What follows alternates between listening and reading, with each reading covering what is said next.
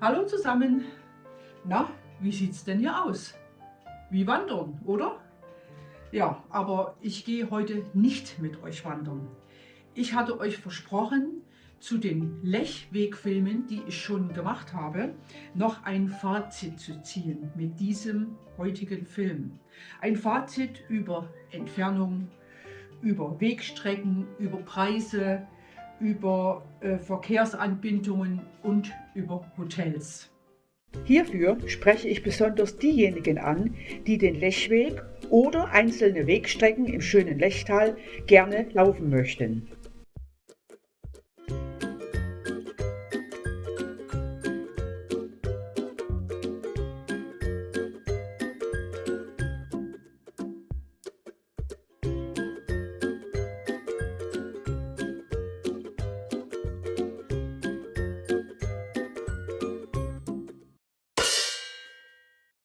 Der Lechweg ist ein grenzüberschreitender Weitwanderweg.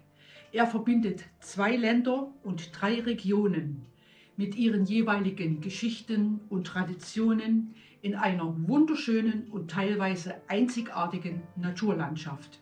Nach seiner Eröffnung im Jahre 2012 ist der Lechweg als erster mit dem Qualitätslabel von der Europäischen Wandervereinigung zum Quality Trail Wanderweg ausgezeichnet worden. Ich bin den Weg Anfang September gelaufen und damit kommen wir auch schon zum Punkt 1. Wann sollte man den Lechweg gehen? Empfohlen wird von Ende Juni bis Anfang Oktober. Denn ihr müsst bedenken, hier oben in 1800 Meter knapp am Vormarinsee liegt bis Mitte Juni meistens noch Schnee. Und da lohnt sich wirklich nicht zu gehen. Man sieht keinen Weg, man hat keine schöne Natur. Es ist glatt, es ist gefährlich, also wird empfohlen, erst Ende Juni zu gehen, weil die Busse, die fahren sowieso noch nicht vorher hoch. Die werden erst Ende Juni dann eingesetzt von Lech aus. So, und jetzt kommen wir gleich mal zu Punkt 2. Was hatte ich dabei? Ihr seht hier meinen Wanderrucksack. Ich mache keine Werbung für eine bestimmte Marke. Ich bekomme auch von niemand Geld, ich habe alles selbst bezahlt.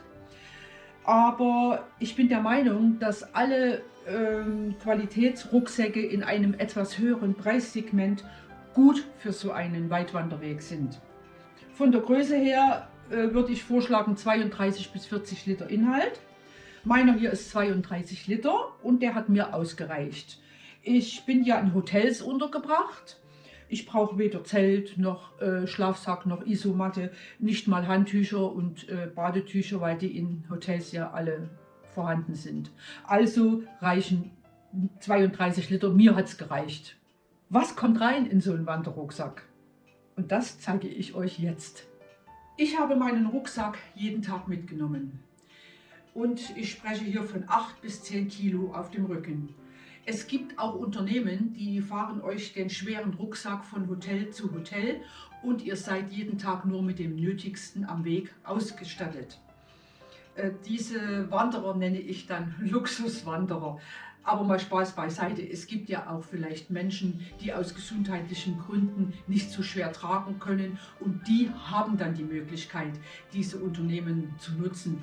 Und die Adressen findet man hier in diesem Serviceheft und dazu kommen wir später noch. Was ihr klamottenmäßig mitnehmt, das ist jedem selbst überlassen. Nur nicht zu viel, ihr macht nämlich keine Modenschau. Nehmt lieber eine Tube Waschpaste mit. Da könnt ihr im Hotel jeden Abend euch mal ein T-Shirt oder mal eine Unterwäsche oder mal ein paar Socken rauswaschen. Das habe ich auch gemacht, das ist überhaupt kein Problem. Wichtig finde ich auf alle Fälle, das zeige ich euch jetzt mal, einen dicken Pullover oder eine Jacke, wie bei mir in diesem Falle. Darüber habe ich noch, wenn es nötig war, eine Weste getragen.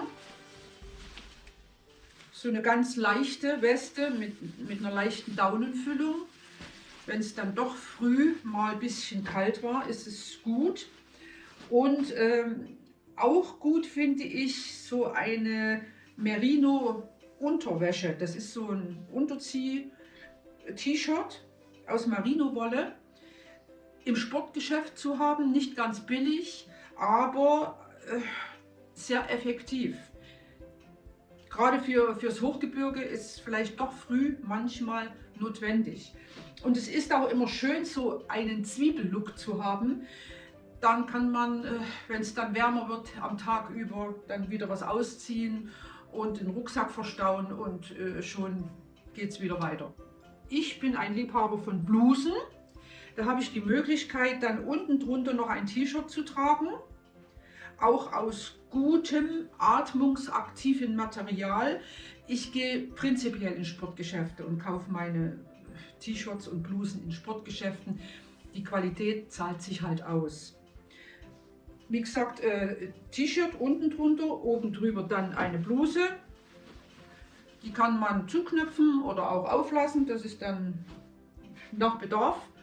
Hier nochmal T-Shirt drunter, Bluse drüber und dann habe ich noch zwei T-Shirts mitgehabt, die sind auch sehr leicht und atmungsaktiv. Und ganz wichtig ist auch natürlich die Regenkleidung.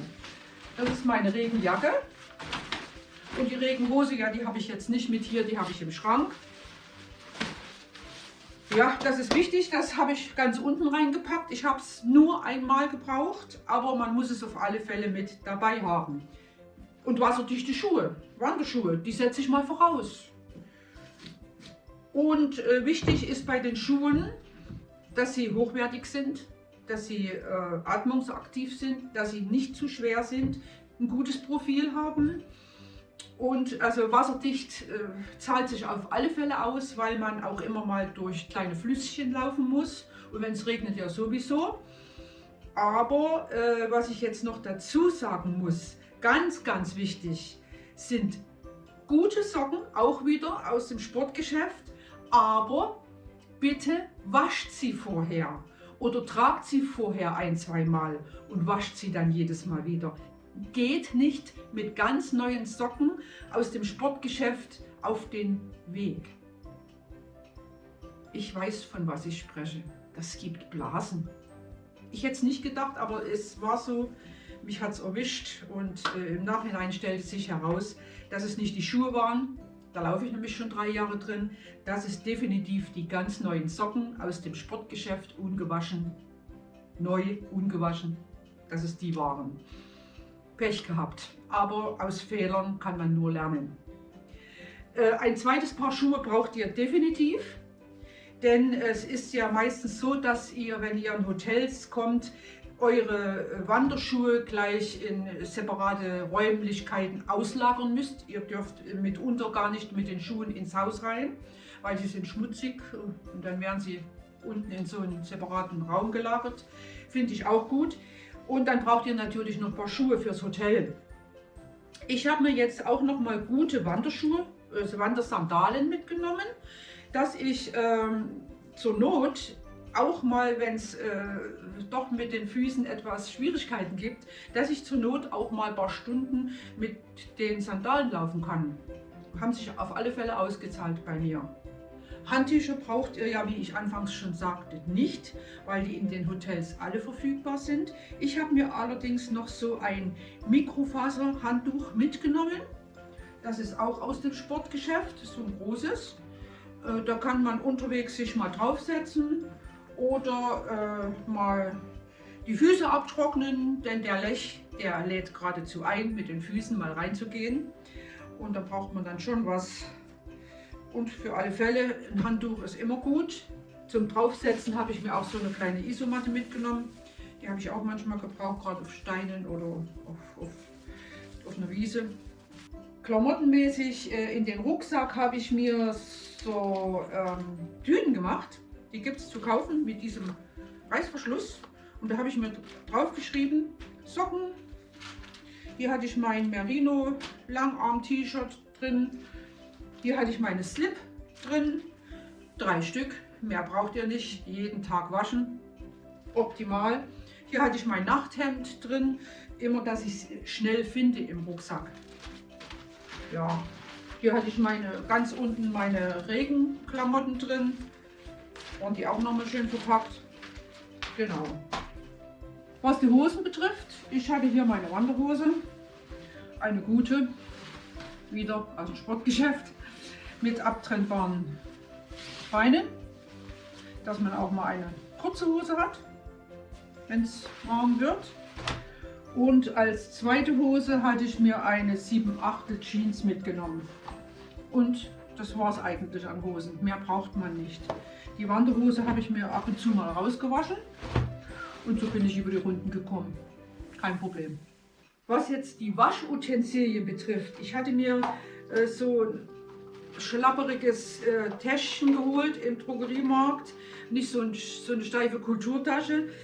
Und dann hatte ich mir noch so kleine Sachen mitgenommen aus dem Drogeriemarkt, aber im Grunde genommen braucht ihr es nicht, denn in den Hotels ist immer alles da, bis auf eins, wo ich es dann doch mal einsetzen musste. Also vorsichtshalber nimmt man es mal mit, ein Duschgel und eine Haarwäsche, Zahncreme, so eine kleine Tube, das ist ein Konzentrat, da bin ich auch die ganze Zeit hingekommen damit. Also das ist ja jetzt auch wieder eine ganz individuelle Sache und muss jeder selber wissen, was er braucht für unterwegs. Aber wie gesagt, so ein lapperiges Kulturtäschchen, das ist schon angebracht im Rucksack. Das ist schon gut. Also ich denke, klamottenmäßig haben wir soweit alles besprochen. Das ist auch eine ganz individuelle Sache. Jetzt kommen wir zum Fotoequipment. Ja. Im Vorfeld hatte ich mir Gedanken gemacht, was machst du? Diese schweren Sachen mitschleppen, die Kamera mitschleppen, die Drohne mitschleppen und die Spiegelreflexkamera. Ich dachte, nee, das kriegst du ja gar nicht unter und das ist ja viel zu schwer und viel zu umfangreich. Du musst ja extra noch eine Tasche haben. Bis ich mich dann doch entschlossen habe, meine kleine GoPro mitzunehmen, meine Actionkamera. Dann hatte ich mir noch einen Gimbal gekauft dazu. Den habe ich hier. Dann hatte ich hier, wenn ich hier so einen Rucksack drauf hatte, zeige ich euch mal kurz. Hatte ich dann hier vorne meinen Gimbal. Den habe ich hier reingesteckt. Das sind Laschen, die am Rucksack dran sind. Und hier hatte ich mir noch so eine Flasche extra ran gemacht und habe das hier reingesteckt. Und die Fotos habe ich alle mit meinem Smartphone gemacht. Die sind heutzutage so gut, da kann man zur Not wirklich mal auf eine Spiegelreflex verzichten. Ach so, und ein kleines Stativ hatte ich noch mit, für alle Fälle. Auch mal, dass ich mal mich selber filmen konnte. Und das Stativ hat auch noch so einen Klick für Smartphone. Da kann ich das Smartphone drin einspannen und da kann ich auch mal selber Bilder machen mit dem Smartphone. Und es ist nicht schwer, es ist leicht und man kann es auch biegen und nach allen Richtungen und kann es mal um einen Baum spannen oder mal um einen Zaun oder was weiß ich. Und ich hatte das dann immer hier in meiner Seitentasche drin und wenn ich es gebraucht habe, habe ich es rausgeholt. War alles gut. Natürlich dürft ihr dann eure Ladekabel und eure Batterien nicht vergessen. Die hatte ich dann in so einem kleinen Täschchen drin. Denn in den Hotels könnt ihr jeden Abend wieder eure Handys und Kameras aufladen, ist überhaupt kein Problem. Eine Wege-App auf mein Smartphone habe ich mir nicht draufgeladen, weil auf dem Lechweg kann man sich nicht verlaufen. Das L, das schön geschwungene L an Bäumen, an Felsen, an Schildern ist überall zu finden. Und wie gesagt, ich habe mich nicht einmal verlaufen. Der ist so gut ausgeschildert, der Lechweg. Da habt ihr wirklich kein Problem damit. Wer kein Internet hat, ihr findet in jedem Hotel WLAN, was ihr kostenlos bekommt. Und dann könnt ihr jeden Abend eure Verwandten, Bekannten, Freunde informieren über euren Werdegang des Weges. So habe ich es immer gemacht. Wichtige Telefonnummern für Notfälle findet ihr wieder in diesem Serviceheft und dazu kommen wir jetzt. Ihr findet darin wertvolle Wegbeschreibungen inklusive Streckenlänge, Höhenmeter, Hotels, Pensionen, die Adressen, Telefonnummern dazu und auch wertvolle Tipps stehen noch drin. Dieses Serviceheft vom Lechweg bekommt ihr in den Tourismusinformationen. Ich habe mir es in Lech gleich besorgt, am Rüffiplatz ist die Tourismusinformation. Habe ich mir dann auch gleich noch den Busfahrplan mitgenommen. Der ist auch kostenlos zu bekommen und den braucht man auch. und diesen Lechwegplan.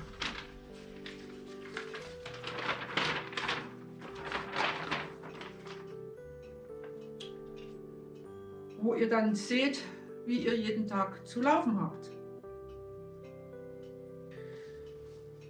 So, und mit diesem Busfahrplan kommen wir zum nächsten Punkt, der Verkehrsanbindung. Denn die Verkehrsanbindung ist ausgezeichnet. Ihr bekommt im Lechtal in jedem Hotel oder Pension eine Aktivcard, schon bei der ersten Übernachtung. Und damit könnt ihr jeweils am nächsten Tag kostenlos mit einem Wanderbus zu einem beliebigen nächsten Ort fahren. Dazu inkludiert sind auch noch einige Seil- und Bergbahnen in Tirol. Nur in Lech, weil das Bundesland Vorarlberg ist, müsst ihr eine Lechcard für 27 € kaufen. Damit fahrt ihr kostenlos mit dem Panoramabus zum Vormarinsee, der sonst 20 € inklusive Mautgebühr kosten würde. Zusätzlich fahrt ihr noch kostenlos mit allen Sommerbergbahnen in Lech, die dann auch schon mal 20 € kosten. Also, dann lohnt es sich, diese Karte auch zu kaufen. Übrigens, der Bus zum Vormarinsee fährt ab dem Rüfli-Platz stündlich von 8:30 Uhr bis 17:40 Uhr mit der Linie 7. Und jetzt mal zur Strecke. Es gibt ganz sportliche, die laufen den Weg in 6 Tagen. Da braucht man aber eine gute Kondition mit täglich so circa 24 Kilometern. Ich habe mir gesagt, ich bin nicht mehr die Jüngste. Ich habe Zeit und ich will auch noch die Natur ein bisschen genießen. Und deshalb habe ich mir die Strecke aufgeteilt in 11 Etappen, 13 Tagen und 10 Hotels. Nach der Festlegung meiner eigenen Strecke konnte ich dann gezielt Hotels und Pensionen anrufen. Und die findet ihr, wie schon gesagt, in diesem Serviceheft. Ich habe dann den Tag genannt, der in Frage kam für das Hotel, habe angerufen und habe gefragt, ob ein Zimmer frei ist mit Frühstück. Wenn ja, habe ich dann noch eine Mail dazu geschickt mit meinen persönlichen Angaben. Das wollten die in allen Hotels dann auch haben. Und sie haben mir daraufhin eine Bestätigungsmail zurückgeschickt. Und so war das schon abgeschlossen. Und so habe ich Step by Step die ganzen 10 Hotels gemacht und es hat einwandfrei geklappt. Bei den Hotels, die ihr im Heft findet, achtet bitte darauf, dass die nicht zu weit vom Lechweg entfernt sind. Das steht nämlich unter den Hotels drunter, 0 Kilometer vom Lechweg, 1 Kilometer vom Lechweg oder 800 Meter vom Lechweg, das steht alles drin. Es sollte nicht dann doch zu weit entfernt sein, denn wenn ihr dann schon die Strecke gelaufen seid, dann seid ihr auch froh, wenn ihr das Hotel in dem Ort gleich erreicht und nicht erst noch einen Berg hoch müsst oder noch 2-3 Kilometer zusätzlich laufen müsst, um in euer Hotel zu kommen. Ich habe mir dann noch ein kleines Heft angelegt, wo ich dann ganz genau nachschauen konnte, an welchem Tag, bei welcher Etappe, wo ich bin, in welchem Hotel, wie weit es vom Lechweg entfernt ist und was es natürlich kostet und die Telefonnummer dazu, wenn doch irgendwas passieren sollte unterwegs, dass man da anrufen kann. Und dann habe ich mir die Strecken nochmal aufgeschrieben, zum Beispiel erste Etappe Vormarinsee-Lech, angesagt waren 14 Kilometer, also das steht hier drin, wie viele Kilometer das sind. 14 Kilometer. Sind aber letztendlich 20 gewesen, weil da gab es noch einen Umweg, der war in diesem Heft nicht eingeplant. Also das habe ich mir auch hingeschrieben. Die Höhenmeter habe ich mir mit reingeschrieben und die angesagte Stundenzahl in etwa habe ich mir mit dazu geschrieben. Das ändert sich dann sowieso jeden Tag ein bisschen. Aber da hat man mal eine kleine Übersicht. Also mir hat es sehr geholfen. Ich habe da jeden Tag reingeschaut. War eine gute Sache, dass ich mir das dann nochmal im Einzelnen so notiert habe. Die Hotels und Pensionen waren alle gut bis sehr gut. Die Besitzer waren alle durch die Bank sehr nett. Wobei ich jetzt nochmal die 3 besten, meiner Meinung nach, die 3 besten Hotels hier aufführen möchte. Die Adressen verlinke ich euch unten.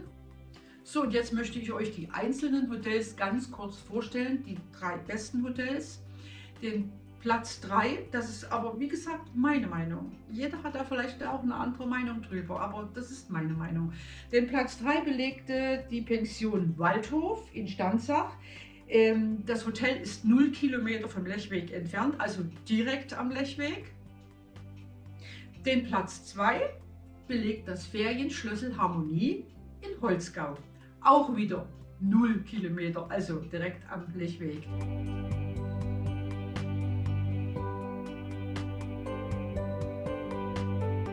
Und den Platz 1 belegt der Biobauernhof in Wartgehren. In meinem zweiten Film des Lechweges hatte ich ihn schon mal ausführlich beschrieben.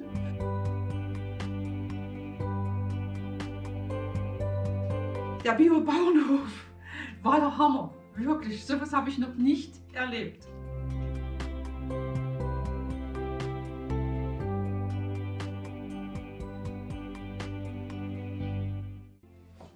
Ja, wie ihr seht, Heidi lässt grüßen. Was das Essen betrifft, ich hatte jeden Tag in meinen Pensionen und Hotels ein gutes, ausgiebiges Frühstück. Bis auf eine Pension hatte ich auch immer Frühstücksbuffet. Ja, und so gut gestärkt mit dem Frühstück bin ich immer perfekt über den Tag gekommen. So einen Apfel gab es zwischendurch immer mal auf dem Weg, den habe ich mir immer vom Frühstücksbuffet da mitgenommen und Energieriegel. Einmal hatte ich sogar ein Lunchpaket dabei und das war mein Favorit, der Biobauernhof in Wartgehren. Da war ein Lunchpaket direkt im Zimmerpreis mit Frühstück inbegriffen. Wenn ich dann am Nachmittag an meinem Zielort angekommen war, meine Pension oder mein Hotel erreicht hatte, bin ich immer noch in dem Ort gleich in den Lebensmittelladen gegangen und habe mir ein bisschen was gekauft zum Essen für den Abend. Meistens so eine kleine Salatschüssel mit vorgefertigten Salaten, wo man dann bloß noch ein Dressing drüber macht, das kennt ihr auch. Oder ein belegtes Brot oder belegte Brötchen, das gibt es mittlerweile auch in jedem Lebensmittelgeschäft. Meistens waren auch 1 bis 2 Tomaten dabei. Da ist dann mein Messer zum Einsatz gekommen, was ich immer dabei habe. Und dann hatte ich noch so ein Besteck. Hier habe ich einen Salat gegessen mit der Gabel. Mit dem kleinen Löffel habe ich mir immer meinen Joghurt gekauft. Messer habe ich eigentlich nicht gebraucht, da hatte ich ja mein Gutes. Und ja, das hat mir eigentlich ausgereicht. Ab und zu war ich auch mal essen in einem Hotel oder einem schönen Restaurant. Aber im Großen und Ganzen, so viel Hunger habe ich gar nicht gehabt und ein bisschen sparsam war ich halt auch auf diesem Weg. Und dann kommt noch hinzu, dass man alleine nicht so einen Appetit hat, irgendwie in ein Restaurant zu gehen und da schön essen zu gehen. Da reicht das auf dem Zimmer, das reicht vollkommen aus. Also mir hat es gereicht.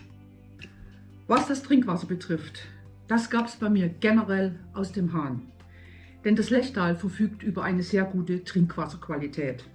Und unterwegs habe ich immer mal einen Brunnen gefunden oder eine Quelle im Wald.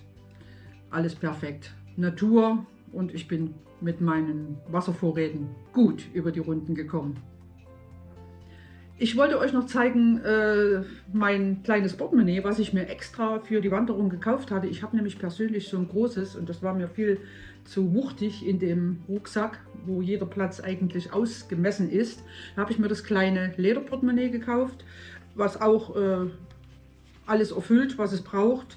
Hier die Fächer fürs Geld, hier Karten, Ausweis, Kleingeld, alles perfekt und schön geschmeidig, und das hat dann auf alle Fälle einen schönen Platz in meinem Rucksack gefunden. Auch noch erwähnen möchte ich, dass ich einen so einen Beutel oder Sack, der ist aus so einem Strickmaterial, sehr schön zum Zuziehen, und den hatte ich auf dem Rücken, wenn ich dann doch mal 2 Tage in einem Hotel gewesen bin und meinen Rucksack mit den schweren Sachen im Hotel belassen konnte und trotzdem was brauchte, was ich auf den 2-3-stündigen Weg mitgenommen hatte, und das habe ich ganz gut in dem kleinen Beutel verstaut gekriegt. Den habe ich mir auf den Rücken genommen und das war auch perfekt. Also der war nicht umsonst, das muss ich wirklich dazu sagen. Das braucht man schon, wenn man mehrere Tage in einem Hotel ist.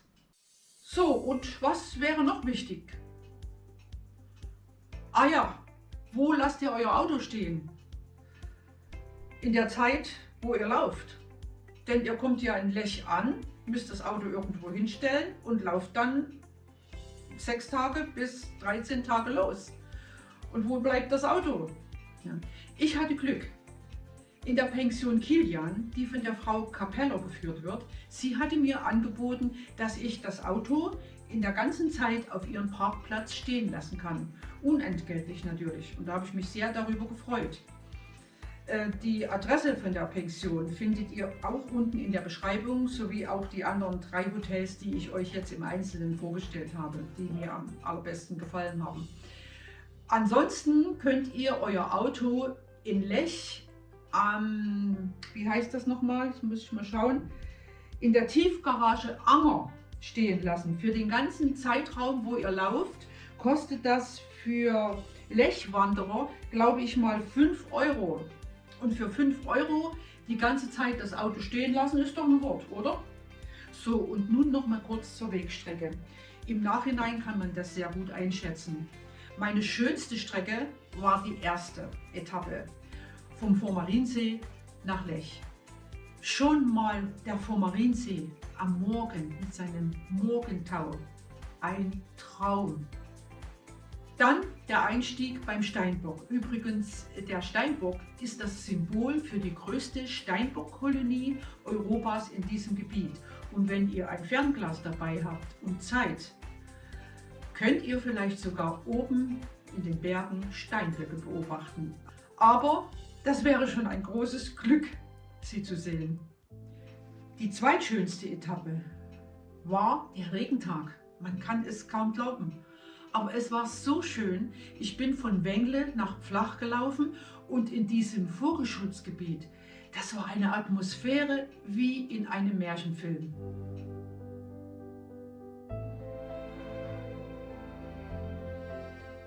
Die schwierigste Strecke war für mich die zweite Etappe von Lech nach Wart. Steil, rutschig, schlammig und dann dieser Wald, wo ich einfach nicht weiter wusste. Ich habe drin gestanden, ich wusste nicht, bist du richtig, bist du falsch, wo geht's hin? Ich habe keinen Weg mehr gesehen. Ich war richtig ein bisschen aufgeregt. Ja, das soll so viel zu meinen 3 spektakulärsten und schönsten Strecken gewesen sein. Und das andere seht ihr ja in meinen 5 Filmen, die ich hier im Kanal über den Lechweg drin habe.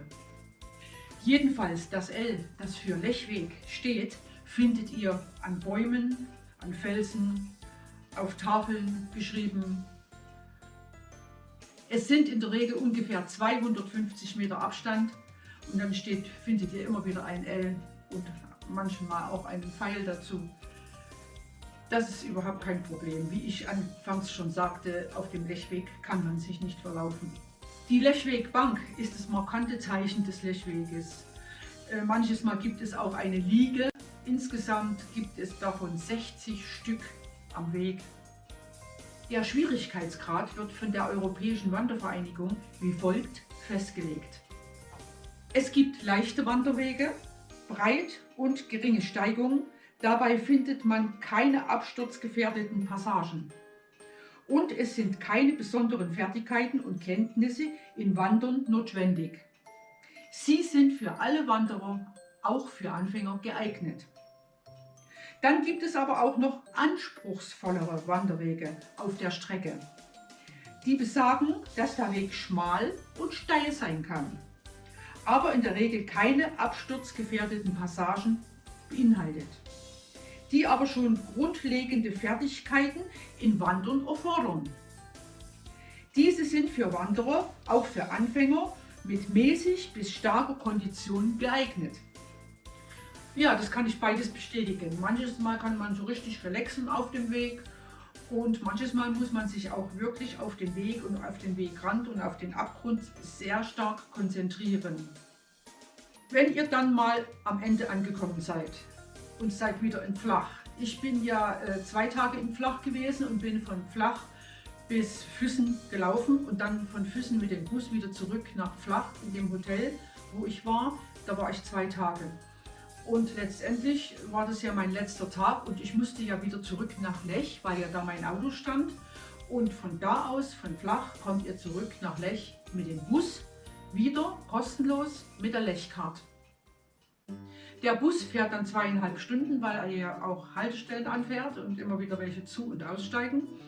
Aber in 2,5 Stunden seid ihr dann wieder in Lech und es macht mega Spaß, die Strecke wieder zurückzufahren, wo man weiß, ah, hier bist du gelaufen, hier oben ist dein Weg oder da steht dein Hotel. Und das war so richtig mega klasse, nochmal ganz relaxed da zu sitzen, befördert zu werden und zu sehen, das bist du gelaufen. Und dann ist man so richtig stolz. Also mir ging es so, ich war so richtig stolz auf mich, dass ich das alles so geschafft habe.